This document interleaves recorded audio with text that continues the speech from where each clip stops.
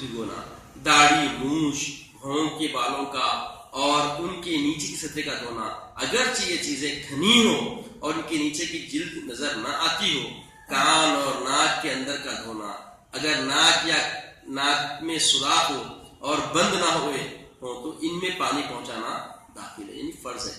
اب وہ ناک بند ہو گیا سوراخ تو رخصت، کیونکہ اس کو تکلیف ہوتی. اگر نہیں تو پھر ہلاکت بالی والی ہلاکت پہنچانا. اگر ناک یا ناک میں سوراخ ہو تو بند نہ ہو تو اس کو پانی پہنچانا. سر کے بال اگر گوندے ہوئے ہوں تو عورت کو ان کا کھول کر تر کرنا ضروری نہیں، صرف جڑوں کا تر کر لینا کافی ہے. اب یہ کئی کو بول رہے ہیں احتیاط، آپ آگے اگر میں چوک گیا تو پوچھنا، صاحب گوندے ہوئے ہیں تو کھولنے کی ضرورت کئی کو نہیں ہے، بولے بولنا تاکہ ایک اہم بات ہے بتانا. البتہ مردوں پر فرض ہے کہ گوندے بالوں کو تر کریں اور تمام بالوں کی جڑوں میں پانی پہنچائیں، کیونکہ عورت کے جیسے بال مرد کو اتنا نہیں ہے. تین ہی طریقے، لما، جمہ اور کفر. کان کی لوٹی کے نیچے تک، کان کی لوٹی کے برابر تک اور بالکل اب جیسا سطح پہ ہے. کفرا تو عام طور پہ رکھتے، لما یا جمہ کندھوں تک، کان کی لوٹی تک، اور پھر اب جو ہم رکھے ہوئے ہیں یہ تین طریقے. اب جو آج کل جو بنا لیے ہیں یہ اللہ محفظنا، اللہ ہدایت دے، ٹھیک ہے. تو سر کے بال اگر گوندے ہوئے ہوں تو عورتوں کو ان کا کھول کر تر کرنا ضروری نہیں، صرف جڑوں کا تر کر لینا کافی ہے. البتہ مردوں پر فرض ہے کہ گوندے بالوں کو تر کرے اور تمام بالوں کی جڑوں میں پانی پہنچائے. اور اگر بال کھلے ہوئے ہوں تو پھر مرد اور دونوں پر تمام بالوں کا دھونا فرض ہے. یہاں عورتوں کو صرف جڑوں کا تر کر لینا کافی نہ ہوگا، کھلے ہیں تو پورے تر کرنا، اگر جوڑا بندھے ہوا ہے تو جڑوں میں پانی پہنچانا.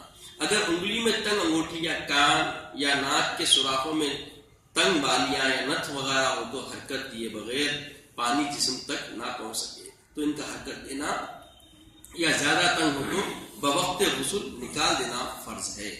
ماتھے پر افشاں یا ناخنوں میں گندا آٹا لگا اور خشک ہو گیا ہو تو ان کو دور کر کے ان کے نیچے کی سطح پر پانی پہنچانا فرض ہے.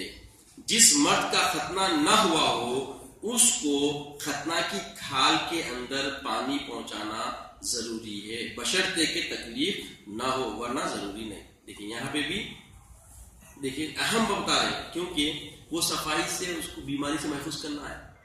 اگر وہ گندگی رہے گی تو وہ حصہ چھڑیا تھا. دیکھیے کتنی حکمت کی باتیں ہیں. جس چیز کے دھونے میں تکلیف یا ضرر ہو اس کا دھونا فرض نہیں، مثلا آنکھ کے اندر کی سطح، کان یا ناک کے وہ سوراخ جو بند ہو گئے ہوں وغیرہ، یہ کیا تھا؟ فرض تھا یہ.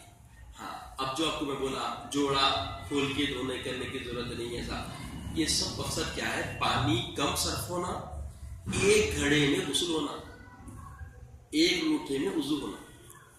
آج تو شاور نکل گیا، کتنا پانی جا رہا اس کا علم ہی نہیں ہے. اگر وہ شاور جتنی دیر استعمال کرتے اتنی دیر پانی جمع کر کے دیکھو، آپ 2-3 بالٹی پانی لے لیتے آپ. اس کا جواب ہم کو دینا ہے اللہ کے پاس.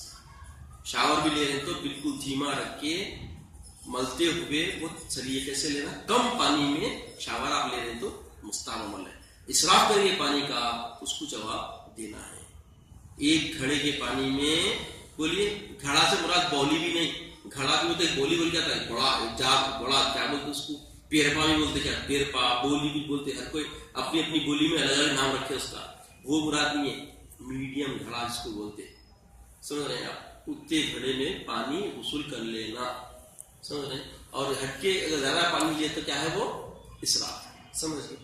غسل کی سنت ہے. انشاءاللہ سنتوں کو اور مستحبات کو آئندہ اتوار کو ملا کے مکروہات کے ساتھ اور مکمل طریقہ سرے سے پھر آپ کو انشاءاللہ رکھیں گے.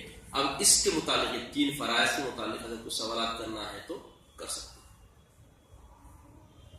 اصول کے متعلق کوئی سوالات کرنا ہے تو کر سکتے ہیں.